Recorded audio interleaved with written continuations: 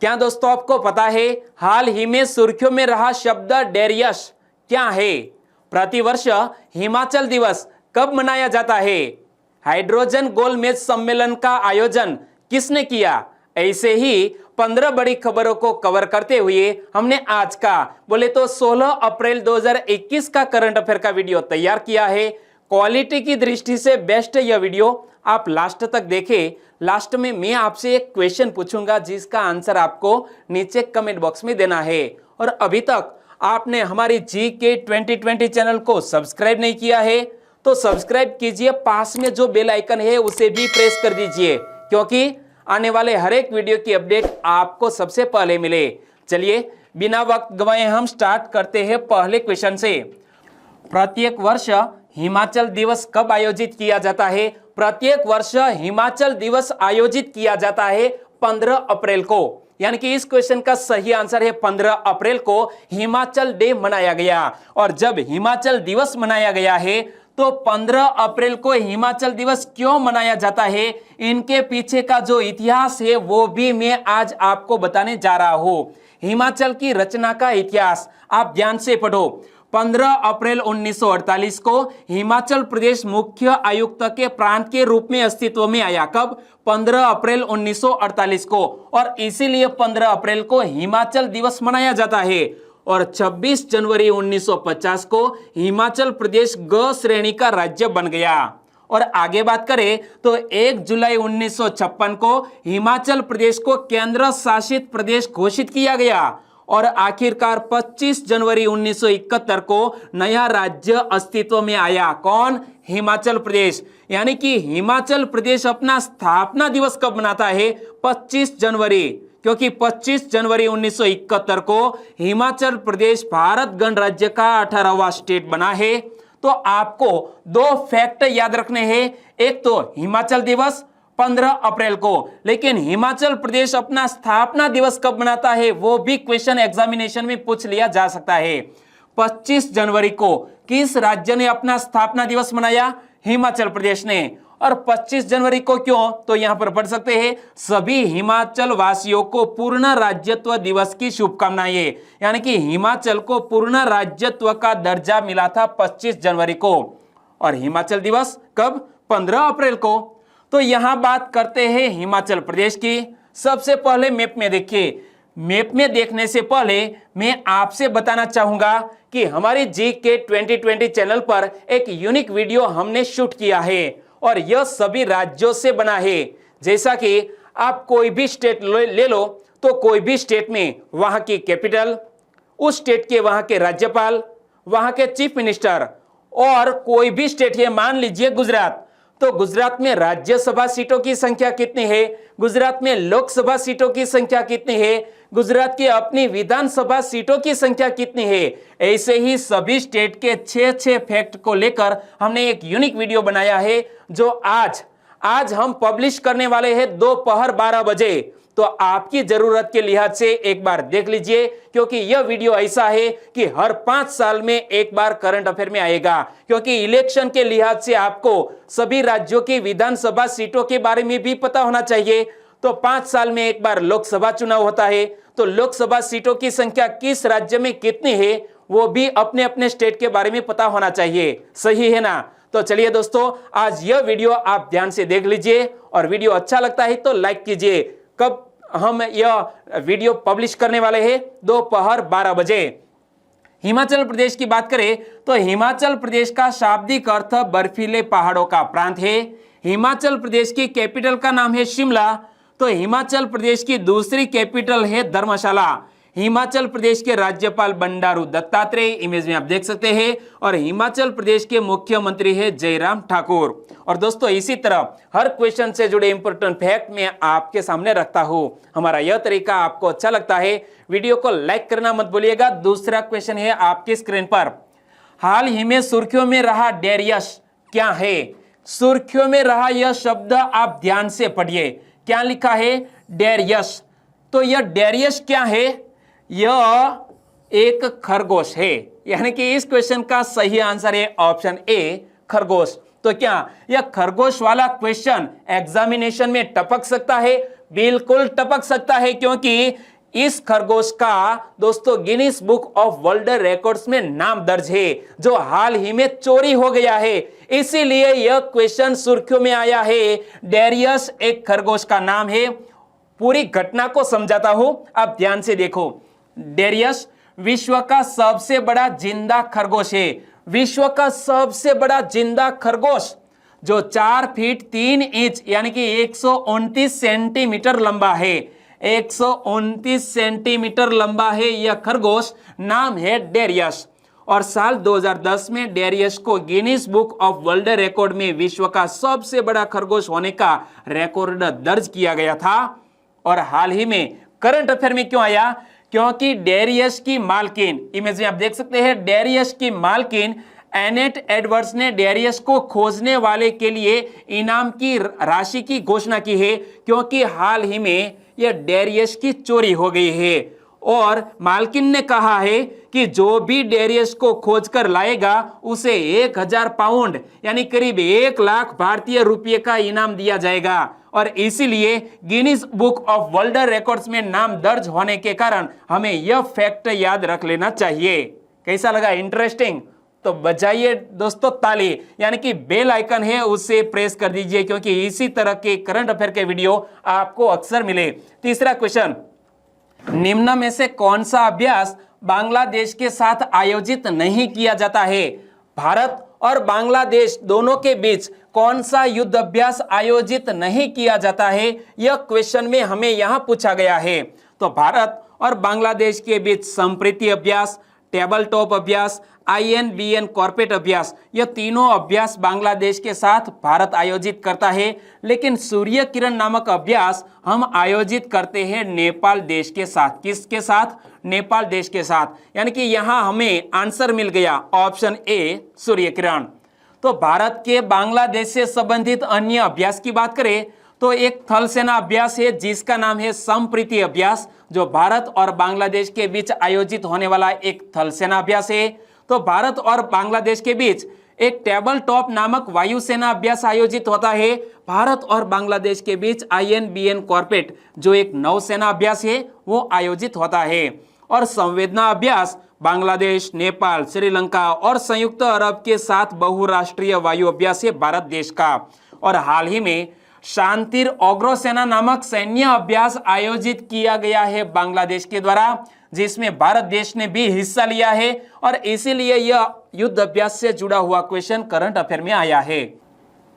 यह बहुराष्ट्रीय सैन्य अभ्यास बांग्लादेश के राष्ट्रपिता बंगबंधु शेख मुजीबुर रहमान की जन्म शताब्दी के उपलक्ष्य में आयोजित किया गया था। साथ ही यह अभ्यास बांग्लादेश की आजादी के 50 वर्ष पूर्ण होने का भी प्रतीक है। और यह सैन्य अभ्यास बांग्लादेश स्थित बंगबंधु सेनानी बास में आयोजित किया गया था। और शांतिर अग्रसेना का अर्थ क्या होता है? Front runner of the peace. और इस अभ्यास का विषय क्या रखा गया? रक्षा संबंधों को मजबूत करना और प्रभावी शांति अभियानों को सुनिश्चित करने के लिए पड़ोसी देशों के बीच अंतर संचालन को बढ़ाना था। और वर्ष 1971 के युद्ध में पाकिस्तान पर भारत की विजय के उपलक्ष्य में बांग्लादेश द्वारा 16 दिसंबर को विजय दिवस के रूप में मनाया जाता है। तो यह फैक्ट भी बांग्लादेश से जुड़ा हुआ याद रख लीजिए कि प्रति वर्ष बांग्लादेश विजय दिवस कब मनाता है? 16 दिसंबर को। और इसके पीछे की वजह है यह 1971 का युद्ध। और भारत और बांग्लादेश एक दूसरे के साथ 4096.7 किलोमीटर लंबी सीमा साझा करते हैं, जो कि भारत के किसी भी पड़ोसी देश के साथ सबसे लंबी भू सीमा है जिसे भारत साझा करता है। यानी कि पाकिस्तान से भी ज्यादा सरहद साझा करता है भारत बांग्लादेश के साथ। ओके, चौथा क्वेश्चन, राष्ट्रीय अनुसूचित जाति आयोग के ऑनलाइन शिकायत प्रबंधन पोर्टल का उद्घाटन किसने किया? National commission for scheduled caste. और उनके ऑनलाइन शिकायत प्रबंधन पोर्टल का उद्घाटन हमारे रविशंकर प्रसाद जी ने किया। यानी कि इस क्वेश्चन का सही आंसर है रविशंकर प्रसाद। इमेज में आप देख सकते हैं। लेकिन एक और भी क्वेश्चन बन सकता है, रविशंकर प्रसाद किस मंत्रालय के मंत्री है? हमारे केंद्रीय कानून मंत्री है रविशंकर प्रसाद। रविशंकर प्रसाद ने राष्ट्रीय अनुसूचित जाति आयोग के ऑनलाइन शिकायत प्रबंधन पोर्टल का उद्घाटन किया। और इस पोर्टल के अंतर्गत पीड़ित ऑनलाइन शिकायत कर सकता है और उसका समाधान भी ऑनलाइन ही किया जाएगा। और हाल ही में विजय सांपला, इमेज में आप देख सकते हैं, विजय सांपला को राष्ट्रीय अनुसूचित जाति आयोग यानी कि national commission for scheduled caste, short में बोले तो NCSC का अध्यक्ष नियुक्त किया गया है। जनवरी 2021 का यह करंट अफेयर है, तो यह फैक्ट भी याद रख लीजिए कि हमारे वर्तमान में NCSC के वर्तमान अध्यक्ष कौन है, विजय सांपला। और साथ साथ फुल फॉर्म भी आपको याद रख लेना चाहिए, NCSC यानी कि national commission for scheduled caste. और हमारे संविधान में भी इसका जिक्र किया गया है। तो NCSC एक संवैधानिक निकाय है जो भारत में अनुसूचित जातियों यानी कि शेड्यूल्ड कास्ट के हितों की रक्षा हेतु कार्य करता है और भारतीय संविधान का अनुच्छेद 338 इस आयोग से संबंधित है। और हमारे सामाजिक न्याय और अधिकारिता राज्य मंत्री कौन है, रतन लाल कटारिया, इमेज में आप देख सकते हैं। तो यहाँ आपको इतने फैक्ट याद रख लेने चाहिए कि हमारे संविधान के किस आर्टिकल में इस संवैधानिक निकाय का जिक्र किया गया है और साथ साथ रतन लाल कटारिया किस मंत्रालय के मंत्री है। पांचवा क्वेश्चन, हाल ही में विश्व कला दिवस कब मनाया गया? प्रति वर्ष विश्व कला दिवस मनाया जाता है 15 अप्रैल को, यानी कि इस क्वेश्चन का सही आंसर था 15 अप्रैल। इमेज में आप देख सकते हैं 15 अप्रैल को वर्ल्ड आर्ट डे प्रति वर्ष मनाया जाता है।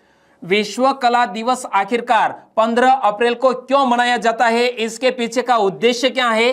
कला के विकास, प्रचार, प्रसार और कला को बढ़ावा देने के लिए यह विश्व कला दिवस मनाया जाता है। यह ललित कलाओं का एक अंतर्राष्ट्रीय उत्सव है जिसका उद्देश्य विश्व भर में रचनात्मक गतिविधि के बारे में जागरूकता को बढ़ावा देना है।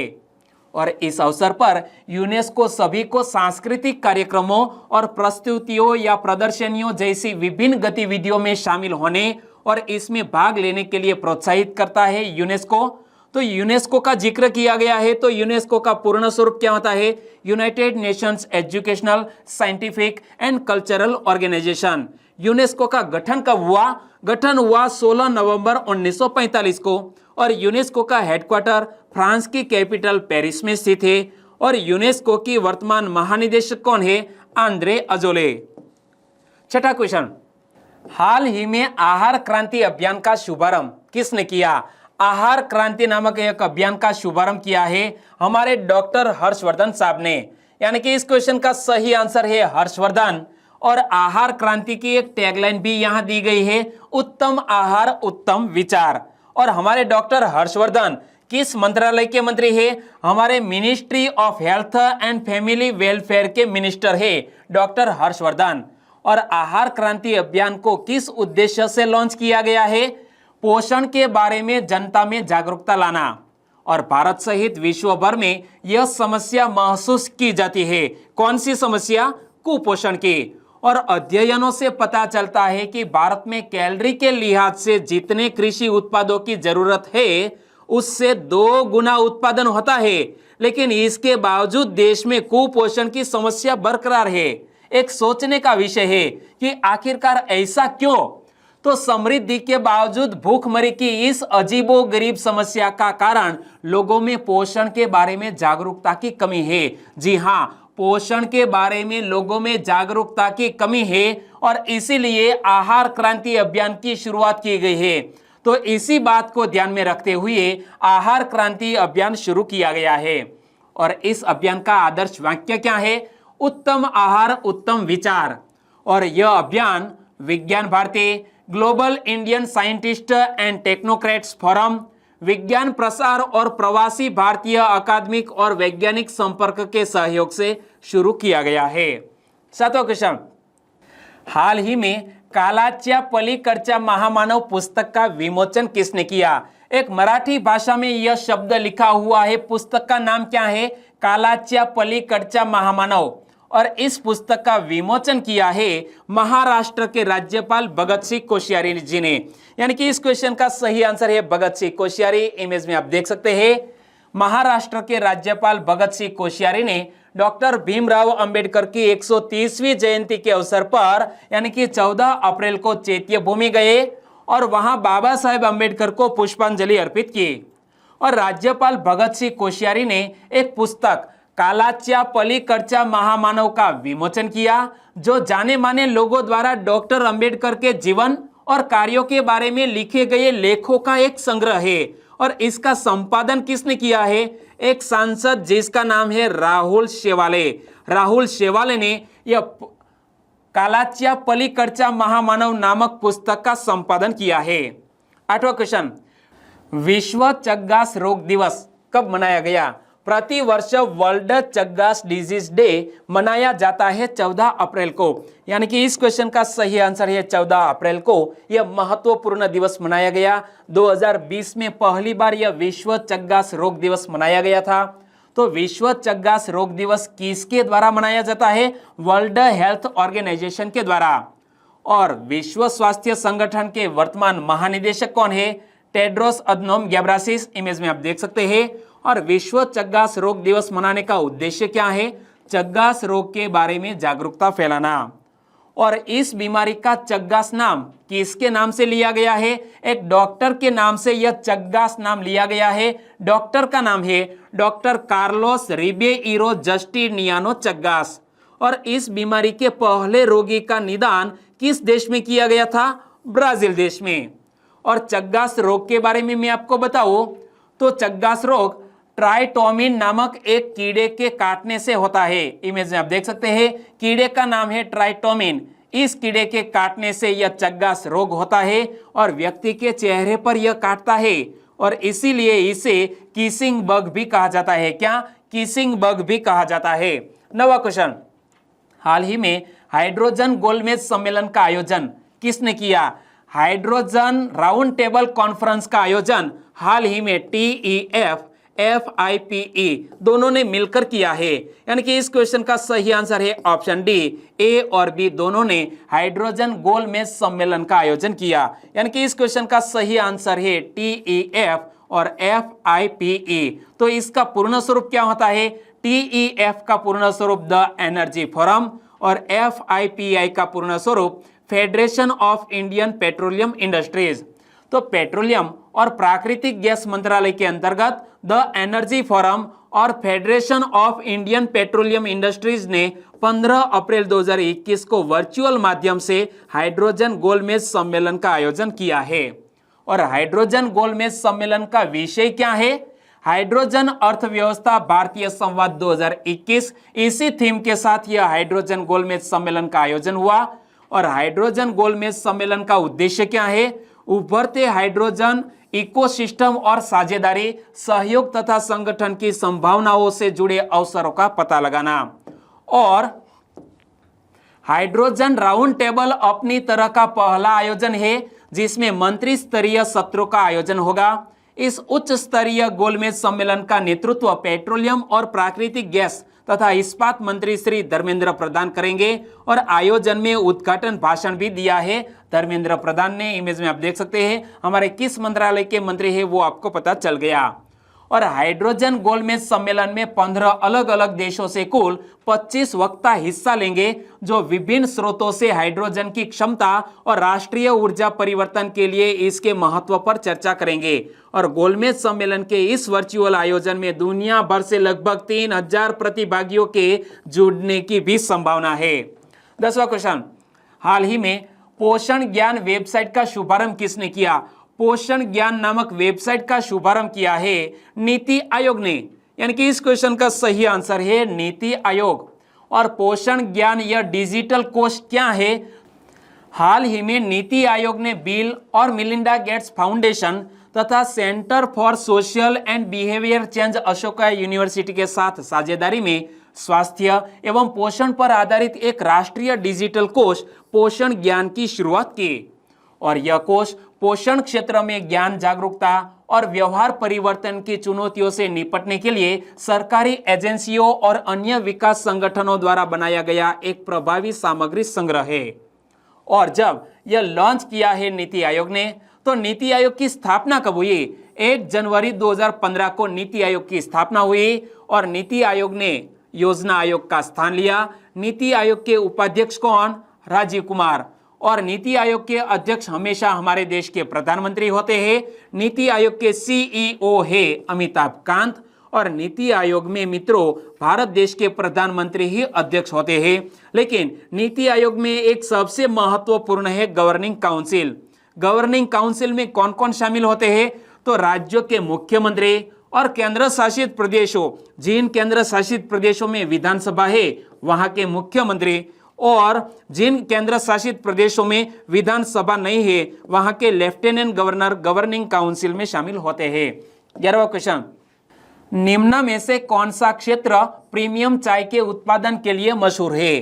प्रीमियम चाय के उत्पादन के लिए मशहूर क्षेत्र का नाम है दार्जिलिंग।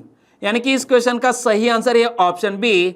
और तीनों ऑप्शन की चर्चा करें तो कर्नाटक का कुर्ग वो कॉफी के उत्पादन के लिए फेमस है, गुजरात का कानम यह कपास के उत्पादन के लिए फेमस है, और गुजरात का एक क्षेत्र है बाल वो गेहूं के उत्पादन के लिए पूरे भारत भर में फेमस है। लेकिन दार्जिलिंग यह प्रीमियम चाय के उत्पादन के लिए भारत भर में मशहूर है। यानी कि इस क्वेश्चन का सही आंसर था दार्जिलिंग। लेकिन यह क्वेश्चन सुर्खियों में क्यों आया? क्योंकि भारतीय जनता पार्टी असम और पश्चिम बंगाल में चुनाव के दौरान चाय बागानों के विकास के लिए केंद्रीय बजट में किए गए 1000 करोड़ रुपए के प्रावधान का उल्लेख कर रहा है। और इसी के साथ साथ वेस्ट बंगाल में भी एक घोषणा की है वहां की मुख्यमंत्री ने। तो दूसरी ओर सत्ताधारी तृणमूल कांग्रेस राज्य सरकार के बजट में 150 करोड़ रुपए के विशेष पैकेज और चार सुंदरी परियोजना का मुद्दा प्रमुखता से उठा रही है। लेकिन फिर भी आपको भी पता है कि दार्जिलिंग जो क्षेत्र है वहां की जो टी है इसको जीआई टैग भी दिया गया है। और इसी के साथ साथ वहां पर जो किसान है वो यहाँ चाय के उत्पादन से जुड़े हैं और इसीलिए वोट जुटाने के लिए इसी तरह का लुभावना घोषणा की गई है दोनों की ओर से। तो दार्जिलिंग क्षेत्र प्रीमियम चाय के उत्पादन के लिए मशहूर है और यहाँ लगभग 80 चाय बागान है। 12वां क्वेश्चन, प्रोफेसर के विजय राघवन ने किस आयु समूह की देखभाल के लिए मानस ऐप को वर्चुअल माध्यम से लॉन्च किया? मानस ऐप को वर्चुअल माध्यम से लॉन्च किया है प्रोफेसर के विजय राघवन ने। लेकिन सभी आयु समूहों के लिए यह मानस ऐप डेवलप किया गया है। यानी कि इस क्वेश्चन का सही आंसर है ऑप्शन डी, सभी आयु समूह। और इसको लॉन्च किया है प्रोफेसर के विजय राघवन ने। तो यह महानुभाव कौन है? वो हमारे भारत सरकार के प्रधान वैज्ञानिक सलाहकार है, इमेज में आप देख सकते हैं। और उन्होंने सभी आयु समूहों की देखभाल के लिए मानस ऐप को वर्चुअल माध्यम से लॉन्च किया। और मानस मानसिक स्वास्थ्य और सामान्य स्वास्थ्य प्रणाली के लिए काम करता है। उसे प्रधानमंत्री के विज्ञान, प्रौद्योगिकी और नवाचार सलाहकार परिषद यानी कि prime minister science, technology and innovation advisory council द्वारा एक राष्ट्रीय कार्यक्रम के रूप में मान्यता प्राप्त है। और मानस ऐप की आगे बात करें तो मानस एक व्यापक विस्तार करने वाला राष्ट्रीय डिजिटल प्लेटफॉर्म है जिसे भारतीय नागरिकों के मानसिक स्वास्थ्य के लिए एक ऐप के रूप में विकसित किया गया है। और मानस ऐप विभिन्न सरकारी मंत्रालयों के स्वास्थ्य और कल्याणकारी प्रयासों को भी एकीकृत करता है। 13वां क्वेश्चन, देश में वाइब्रेंट डिजिटल कृषि पारिस्थितिक प्रणाली बनाने के लिए कृषि मंत्रालय ने किसके साथ समझौता किया है? हमारे भारत देश में वाइब्रेंट डिजिटल कृषि पारिस्थितिक प्रणाली बनाने के लिए माइक्रोसॉफ्ट इंडिया के साथ समझौता किया। यानी कि इस क्वेश्चन का सही आंसर है माइक्रोसॉफ्ट इंडिया। फसलोपरांत प्रबंधन एवं वितरण सहित स्मार्ट एवं सुव्यवस्थित कृषि के लिए किसान इंटरफेस विकसित करने हेतु 6 राज्य उत्तर प्रदेश, मध्य प्रदेश, गुजरात, हरियाणा, राजस्थान व आंध्र प्रदेश के 10 जिलों में चयनित 100 गांवों में पायलट प्रोजेक्ट शुरू करने के लिए माइक्रोसॉफ्ट आगे आया है, यानी कि समझौता किया है। और इस प्रोजेक्ट के लिए माइक्रोसॉफ्ट अपने स्थानीय भागीदार क्रॉप डेटा के साथ शामिल हुआ है। और प्रोजेक्ट 1 वर्ष के लिए है। वह एमओयू करने वाले दोनों पक्षकार अपनी स्वयं की लागत से इसका वहन करेंगे। और इस प्रोजेक्ट से चयनित 100 गांवों में किसानों की बेहतरी के लिए विविध कार्यक्रम होंगे जो इसकी आय बढ़ाएंगे। और जब केंद्रीय कृषि एवं किसान कल्याण मंत्रालय की बात आती है तो हमारे केंद्रीय कृषि एवं किसान कल्याण मंत्री भी है नरेंद्र सिंह तोमर। हमारे ग्रामीण विकास, पंचायती राज तथा खाद्य प्रसंस्करण उद्योग मंत्री भी है नरेंद्र सिंह तोमर। इमेज में आप देख सकते हैं। 14वां क्वेश्चन, गुरु नानक के संदर्भ में निम्नलिखित कथनों में से कौन सा कथन गलत है? गुरु नानक के संदर्भ में यहाँ 2 सेंटेंस है, हमें ढूंढना है कौन सा कथन गलत है। पंजाब के तलवंडी में एक किसान के घर गुरु नानक का जन्म हुआ, यह बिल्कुल सही है। उनके पिता खत्री जाति एवं बेदी वंश के थे, तो यह भी कथन बिल्कुल सही है। यानी कि इनमें से एक भी कथन गलत नहीं है। हमारा आंसर बन जाता है ऑप्शन डी। और गुरु नानक जी को हमने याद क्यों किया? क्योंकि गुरु नानक जी का जन्म 15 अप्रैल 1469 को पंजाब के तलवंडी में हुआ और गुरु नानक 20 अगस्त 1507 को सिखों के प्रथम गुरु बने थे। और गुरु नानक जी के पिता का नाम कालू और माता का नाम तृप्ता था। इमेज में आप देख सकते हैं सिख धर्म के पहले गुरु कौन? गुरु नानक, जिसका जन्म दिवस हाल ही में मनाया गया। 15वां क्वेश्चन, हाल ही में IA रहमान का निधन हो गया। वे किस देश के मानव अधिकार आइकन थे? IA रहमान पाकिस्तान देश के एक जाने माने मानव अधिकार आइकन थे, जिसका हाल ही में निधन हो गया है। भारत में जन्मे प्रसिद्ध पाकिस्तानी मानवाधिकार कार्यकर्ता और मैक्सिकस पुरस्कार विजेता IA रहमान का लाहौर में निधन हो गया। वह 90 वर्ष के थे। और विभाजन से पहले भारत के हरियाणा राज्य में वर्ष 1930 में रहमान का जन्म हुआ था। पेशे से पत्रकार रहे रहमान अपने 65 साल के करियर में विभिन्न अखबारों में संपादन कर रहे हैं और वह पाकिस्तान भारत पीपुल्स फॉर के संस्थान के संस्थापक भी है। तो यह याद रख लीजिए, पाकिस्तान भारत पीपुल्स फॉर के संस्थापक सदस्य भी है। और अब बात करते हैं लास्ट वीडियो के क्वेश्चन की। लास्ट वीडियो में मैंने आपसे क्वेश्चन पूछा था, स्वतंत्र लेबर पार्टी की स्थापना किसने की? स्वतंत्र लेबर पार्टी की स्थापना की थी हमारे BR अंबेडकर जी ने, यानी कि हमारे संविधान के निर्माता ने यह स्वतंत्र लेबर पार्टी की स्थापना की। यानी कि इस क्वेश्चन का सही आंसर था ऑप्शन ए। लगभग सभी दोस्तों ने इस क्वेश्चन का सही आंसर दिया है। इनमें से कुछ फ्रेंड के नाम लेना चाहूंगा, तो वो है राधेश्याम सोलंकी, सुरेश, समर राज, किंजल प्रजापति, सुमित्रा सोलंकी, कंटारिया शरद, समीर कुमार SK, सेनवा संजय। इन सभी दोस्तों ने बिल्कुल सही आंसर दिया है BR अंबेडकर। मृगेश पटेल, सिमरन शेख, कल्पेश सिंह चावड़ा, भाविका भावने, मीरा रावलिया, तलपदा कल्पेश, हितेश सोलंकी, कीर्ति भोये। इन सभी दोस्तों ने बिल्कुल सही आंसर दिया है BR अंबेडकर। कृणाल राठौड़, वसावा दिव्येश, RJ हंसा, आशा जोशी, पटेल जिग्नेश, कल्पेश चौहान, कालसिंह मावी और कल्पेश सोलंकी। सभी दोस्तों को दिल से धन्यवाद। और आज के वीडियो का क्वेश्चन ए रहा स्क्रीन पर, निम्न में से किसको प्लेयर ऑफ द मंथ का अवार्ड नहीं मिला है?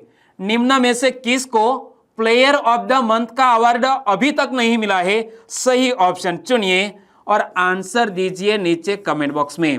और वीडियो वाकई में आपको अच्छा लगा है, हेल्पफुल लगा है, तो आपके दोस्तों को फेसबुक, व्हाट्सएप या टेलीग्राम के जरिए इस वीडियो के लिंक शेयर करना मत भूलिएगा। बस छोटी सी उम्मीद के साथ वीडियो खत्म करते हैं, फिर मिलेंगे नए करंट अफेयर वीडियो के साथ। तब तक के लिए टेक केयर एंड जय हिंद।